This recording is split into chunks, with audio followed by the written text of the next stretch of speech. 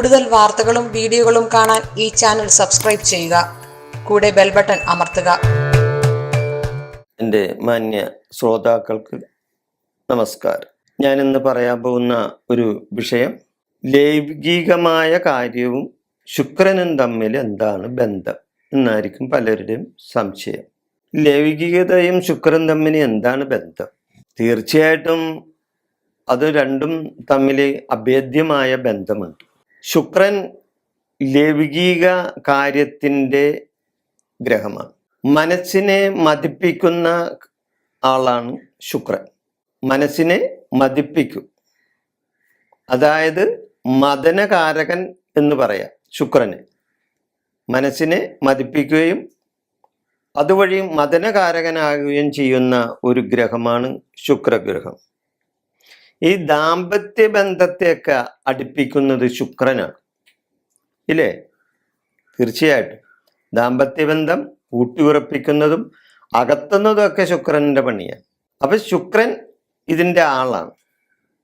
നമ്മൾ ഒരു വിവാഹത്തെ പറ്റി ചിന്തിക്കുമ്പോൾ ആദ്യം നമ്മൾ ശുക്രനെ പറ്റിയാണ് ചിന്തിക്കുന്നത്, ഇല്ലേ? എന്തുകൊണ്ടാണത്? ഈ ലൈംഗികതയുമായി ബന്ധപ്പെട്ട ശുക്രനെ വിവാഹത്തിന് ആദ്യം ചിന്തിക്കേണ്ടത് എന്തിനാണ്? തീർച്ചയായിട്ടും അതല്ലേ ചിന്തിക്കേണ്ടത്. അപ്പൊ അതുകൊണ്ട് ശുക്രനെ പറ്റിയാണ് ഒരു വിവാഹത്തിൽ ശുക്രൻ എവിടെ നിൽക്കുന്നു, അല്ലെങ്കിൽ ശുക്രനെ ആരെല്ലാം വീക്ഷിക്കുന്നു, ഏത് ഗ്രഹങ്ങളെല്ലാം ശുക്രനെ നോക്കുന്നു, അല്ലെങ്കിൽ ശുക്രൻ ഏത് ഗ്രഹത്തെ വീക്ഷിക്കുന്നു, ഇങ്ങനെയൊക്കെ ജാതകത്തിൽ നമ്മൾ നോക്കും ഈ ഒരു വിവാഹ കാര്യം വരുമ്പോൾ. അതേപോലെ തന്നെ ശുക്രദശാകാലത്ത് മറ്റ് ദശകളുടെ അപകാരകാലങ്ങളിലും ശുക്രൻ ഒരു പ്രചോദനമാകും. അതായത് ഏത് ദശ, ശുക്രദശാകാലത്ത് ശുക്രന്റെ സ്വാപഹാരത്തിൽ, അതേപോലെ തന്നെ മറ്റ് ഗ്രഹങ്ങളുടെ കാലത്ത് ശുക്രാപഹാരകാലങ്ങളിൽ ഒക്കെ ശുക്രന് ഈ ലൈംഗികമായ കാര്യങ്ങളായിട്ടൊക്കെ അതിന് ചില ബന്ധങ്ങൾ വരുത്താൻ ശുക്രന് കഴിയും.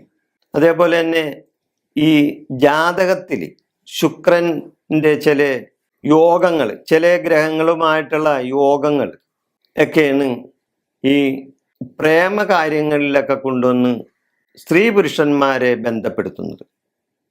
സ്ത്രീ പുരുഷന്മാരെയൊക്കെ ബന്ധപ്പെടുത്തുന്നതും പ്രേമിക്കുന്നതും ഒളിച്ചോടുന്നതും, അതേപോലെയുള്ള ഒളിച്ചോടി വിവാഹം നടത്തുന്നതും, അല്ലെങ്കിൽ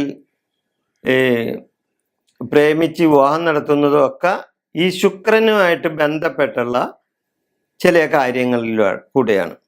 ചില ജാതകങ്ങൾ പരിശോധിച്ചാൽ നമ്മൾക്കത് പെട്ടെന്ന് മനസ്സിലാവും.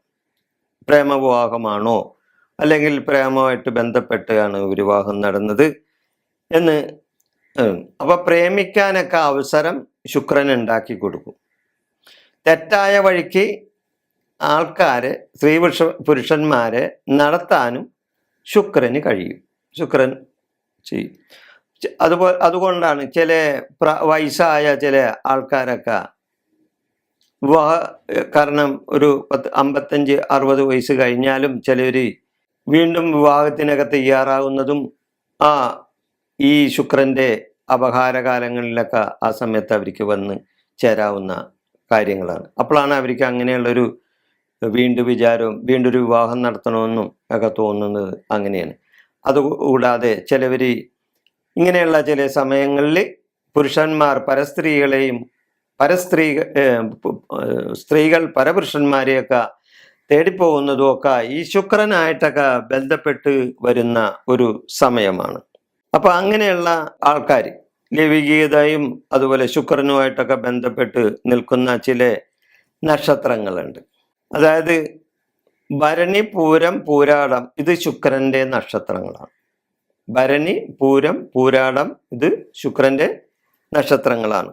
അപ്പൊ ഇങ്ങനെയുള്ള നക്ഷത്രക്കാർ മറ്റ് നക്ഷത്രക്കാരെ കൂടുതൽ ശുക്രനായിട്ട് ബന്ധപ്പെട്ട്, ശുക്രന്റെ ആ കാരകത്വങ്ങളായിട്ട് ബന്ധപ്പെട്ട് ലൈംഗികതമായിട്ട് കൂടുതൽ ബന്ധപ്പെട്ടാണ് ഈ നക്ഷത്രക്കാർക്ക് താല്പര്യം കൂടും.